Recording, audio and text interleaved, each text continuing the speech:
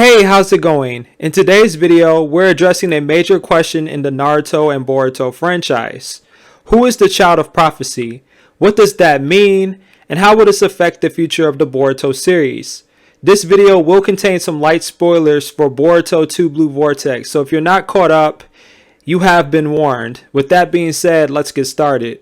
The nature of prophecies is that they tend to be very vague and open-ended, and a person's perspective will determine if they guessed it right or wrong. In order to understand who is the child of prophecy, we must first understand the lifelong mission of Jiraiya. Jiraiya was given the prophecy from the great Toad Sage Gamamaru. Gamamaru noted that Jiraiya will one day train a shinobi who will either lead the world to salvation or destruction, and this all depended on how Jiraiya trained that individual.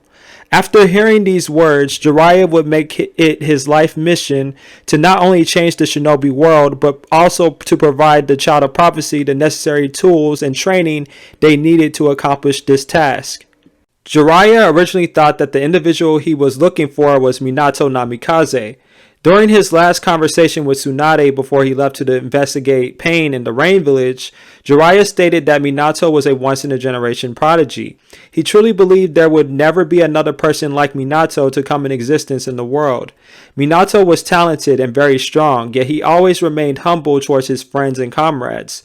Minato had an innovative mind, and simply by witnessing a tailed beast bomb, he reverse engineered the technique and invented the Rasengan.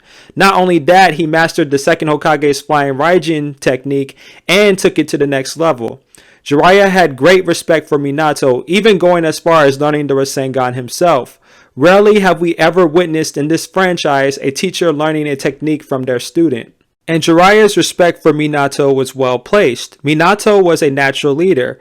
Like Itachi stated to Naruto during the 4th Great Shinobi War, Minato only became Hokage because the people accepted him. For all of his power and genius, he only became as great as he was because he accepted others' strength as well.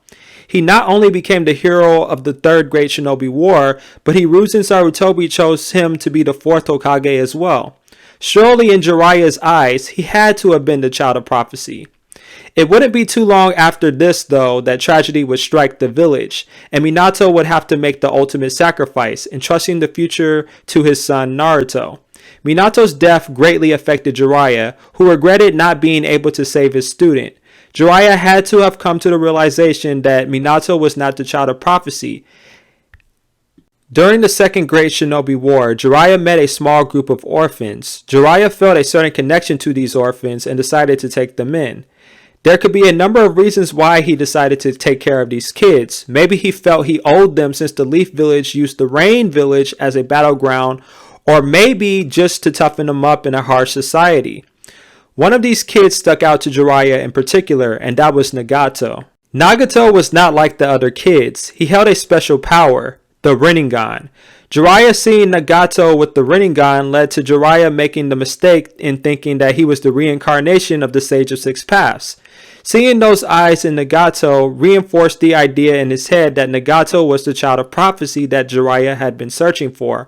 And for a while, both of their dreams and values aligned with each other, each wanting to bring a change to the shinobi world and eliminate the cycle of hatred that cost so many people so much. After the death of his close friend Yahiko, Nagato's optimism towards world peace had vanished, and that's where he decided if he truly wanted change, he would have to use his power and take it by force, which is the exact opposite of what Jiraiya was trying to teach him, that only through understanding each other's pain and collaboration that such a thing as peace could be obtained. Nagato was an individual Jiraiya thought was destined for greatness, but ended up being the face of an S-ranked criminal organization. Nagato is a prime example of having the power to do a lot of good for society, but using that power for selfish gain. And Nagato went as far as doing the unthinkable. He took the life of his own master. As Jiraiya reflected on his life before passing away, he had many regrets. He failed to save his teacher Hiruzen and his student Minato from death. He failed to save his friend Orochimaru from the darkness. He continuously got rejected by Tsunade. And worst of all, he never found the child of prophecy. In his mind, the tale of Jiraiya the Gallant ended in failure. Or so he thought. As the life was leaving his body, he remembered another, his final student. As he dies, he smiles, and just like Minato and Kushina did before him, he dies entrusting the future of the world to Naruto Uzumaki. Naruto and Jiraiya had a very special relationship. Jiraiya saw both aspects of Naruto's parents inside of his final student. Naruto also had a family bond with Jiraiya since Jiraiya was in fact his godfather. Both master and student goofed off and made plenty of mistakes throughout the series, but that never stopped them because they had the guts to never give up. Jiraiya stated to Naruto his dream of ending the cycle of hatred in the shinobi world, and he even told Naruto that if he died or wasn't able to do it for whatever reason, that Naruto would continue his quest. It wasn't until Jiraiya was about to die when he finally realized from his perspective that Naruto was the child of prophecy. Naruto gave him hope and let him rest easy knowing that his entire life was not a failure and that he would make a change that Jiraiya could not. And Jiraiya's hopes were fulfilled and his death was not in vain. Naruto became the 7th Hokage and achieved peace between all 5 great nations. He ended the cycle of hatred in major parts of the world, but one person cannot solve every problem.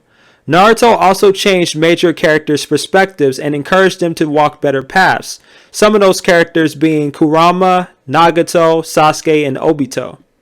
Naruto also made other decisions that were very beneficial to the world. He spared Toneri Otsutsuki's life, giving Earth a very powerful ally. He and Hinata made a family and produced 2 very powerful children, which I'll get into one of them later in the video. He also gave Orochimaru and Kabuto a chance to reform, while under very strict supervision, both being powerful assets as well and can be contributing to society in a major way. Naruto is a war hero, and without his actions the world would be much worse off. No one can take that away from him. But was Jiraiya correct? Did he interpret the prophecy that the great Toad Sage Gamamaru gave him correctly? We have seen evidence to suggest that he may have been right, but there is also evidence to suggest there may be more to it than he originally anticipated. Let's go over the prophecy one more time. Gamamaru stated that Jiraiya would one day train the shinobi who would bring either salvation or destruction to the world, depending on how Jiraiya trained this student. This is a very open-ended prophecy, yet it's always accurate, and Gamamaru never makes a wrong prediction. Gamamaru stated when he was giving Jiraiya his prophecy that he would be a splendid shinobi, yet perverted at times, which is correct since he did tons of quote-unquote research on Make Out Paradise books and became a legendary Sannin after surviving against Hanzo the Great Salamander. Gamamaru was also correct in that Jiraiya would take on a student. As a matter of fact, Jiraiya took on several students. I think here is where Gamamaru was a little wrong. He stated after Naruto defeated Pain that both Naruto and Nagato were the child of prophecy, but that doesn't make sense. Gamamaru spoke as if he was talking about one person that could potentially go down 2 different paths. Nagato may have captured the 6 tails and destroyed the leaf, but he didn't bring great destruction to the world. He was defeated before he got a chance to do anything, and he changed his ways before he passed away. Naruto did save the world and changed the shinobi system for the better, but problems still arise after the 4th Great Shinobi War, because that is the nature of humanity to cause conflict. Threats and problems still occurred throughout the world in both the blank period of Naruto and during the Boruto era. In the anime, Sasuke and Sai traveled to the Hidden Rain Village of all places years later, and you can still see the aftermath of the damage caused from the 2nd Great Shinobi War, which the 5 great nations were responsible for. None of the Kage bothered to make things right, only due in part to their own responsibility in making sure their own villages were good and prospering. Then threats beyond the power of Kaguya such as Momoshiki, Kinshiki, Ishiki, and the Kara Inners arised. Ada and Damon were also characters whose power were beyond anything majority of the people in the shinobi world could comprehend. The Leaf have to do whatever they say, and if they don't, Ada and Damon will wipe out everything. Let's not forget the people who agreed with Madara and thought that the infinite Tsukiyomi was, something of salvation. For all the good Naruto did, the problems never stopped, because no one person can solve all of the world's problems. But a person can be a positive influence, and that's what Naruto was. Let's further analyze how accurate Gamamaru's prophecies really are by using the prophecy he gave to Naruto. Gamamaru told Naruto that he would meet a beast with octopus tails and eventually go on to fight a boy with powerful eyes, referring to Naruto training with Killer Bee to master the Nine Tails power and fighting Sasuke during the very end of the 4th Great Shinobi War. Both of these things happened as predicted, though it left a lot of details out in between. So maybe both Jiraiya and Gamamaru interpreted the prophecy a little wrong, especially if you look at it through the context of Boruto, a time period where science and aliens are heavily present and a very foreign concept to people like Gamamaru and Jiraiya since they're from a different era. From a genetic perspective, Kashin Koji is the perfect clone of Jiraiya. While their personalities are drastically different, one thing is for sure, Kashin Koji has all of Jiraiya's memories, since we learned in Boruto chapter 77 that Delta had all of Akabi Sanzu's memories as well, despite them being different people. Even in the anime, Koji felt nostalgic to being in the village again, which should be impossible since that was his first time ever being there. And ask yourself this, why would Amato clone Jiraiya of all people? Ishiki stated that Amato wanted to cling on to the idea of change, which Jiraiya represented. The word change was also used in Gamamaru's prophecy when he gave it to Jiraiya. I think things are deeper than Amato simply being a fan of Jiraiya's philosophy on life. I think Jiraiya died, and because he died before he had the chance to fulfill his prophecy, the universe ensured that his destiny would be fulfilled through the creation of Kashin Koji. I think this is what makes Jiraiya a more complex and interesting character than he already was. He died thinking he accomplished his mission, but he is back in a new form to finish what he originally started. Ishiki once said that Koji's destiny was predestined by his genes. Although Ishiki meant that in the context of Koji meeting the same fate as Jiraiya, it could also mean training the child of prophecy as well. When you also keep in mind that Koji is a stronger and younger version of Jiraiya, it really puts things into perspective. If Jiraiya survived to the Boruto era, I imagine he would be a lot older and weaker than he'd need to be to train the child of prophecy. He wasn't experimented on like Orochimaru, and he doesn't have the Byakugo seal to maintain a youthful appearance like Tsunade. Boruto was an individual that was given a prophecy at a very early age. He was given 2 pieces of his prophecy by 2 Otsutsuki characters. Boruto's prophecy as we know it currently is that he would one day lose everything, but his eye would be the star of hope against the destruction eventually coming to Earth.